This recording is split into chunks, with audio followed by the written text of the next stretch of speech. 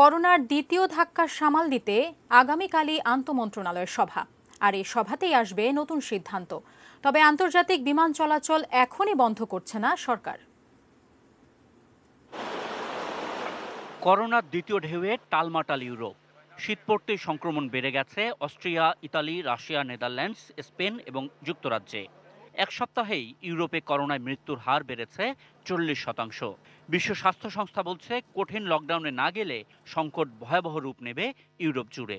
It may require shutting down and restricting movement and having stay-at-home orders in order to take the heat out of this phase. পরিস্থিতি সামাল দিতে lockdown, curfew সহ কঠোর ব্যবস্থা নিচ্ছে বিভিন্ন দেশের সরকার।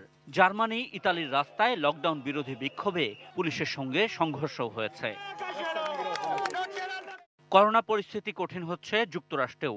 সেখানে সপ্তাহের ব্যবধানে হাসপাতালে রোগীর সংখ্যা বেড়েছে 13%। এরকম অবস্থায় আগাম সতর্কতায় বাংলাদেশ। এবং ইউরোপে যখন আসে এর ধাক্কাটা আমাদের দেশেও আসে। প্রধানমন্ত্রী শেখ হাসিনার নির্দেশে বিভিন্ন মন্ত্রণালয় গত সপ্তাহে সভা করেছে নিজেদের মধ্যে। রোববার আন্তঃমন্ত্রণালয় সভায় বসছেন স্বাস্থ্য, দুর্যোগ ব্যবস্থাপনা, পররাষ্ট্র, স্বরাষ্ট্র সহ বেশ কয়েকটি মন্ত্রণালয়ের শীর্ষ কর্তারা। সেখানে আমরা এই জিনিসগুলো আলোচনা করব, ইনক্লুডিং কোয়ারেন্টাইন ফ্যাসিলিটিসগুলো আমরা যেভাবে আগে রেডি করেছিলাম সেগুলোর প্রিপেয়ারনেস বাড়ানোর চেষ্টা করব। দ্বিতীয় ঢেউয়ের ধাক্কা সামাল দিতে বেশ কিছু বিষয়ে নতুন করে কড়াকড়ি সিদ্ধান্ত আসতে পারে এই সভা থেকে।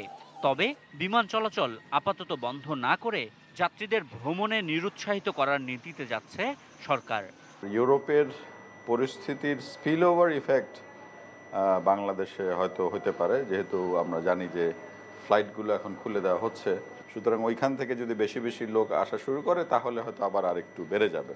তবে এই ফ্লাইটগুলোর ট্রেন্ড যেগুলো আমরা দেখছি যে মানে মোর আউটগোয়িং প্যাসেঞ্জার্স দেন ইনকামিং। বাংলাদেশ থেকে সরাসরি ইউরোপে যাওয়ার মাত্র একটাই গেটওয়ে আছে, সেটা হলো আমাদের লন্ডনে যাওয়া ডাইরেক্ট ফ্লাইট যে ইউরোপে, আরেকটা তো টার্কিতে আছে। তো আমাদের উপদেশ থাকবে যাত্রীদের জন্য যে তারা যেন যাত্রার পূর্বে ওই দেশের স্বাস্থ্য নীতি, স্বাস্থ্যের অবস্থাটা জেনে যেন চলাচল করে। এবং এয়ারলাইন্সগুলোকে আমাদের বলা আছে যে যাত্রী যে দেশের টিকিট কাটবে ওই দেশের স্বাস্থ্যের অবস্থাটা ওই যাত্রীকে অবগত করানো।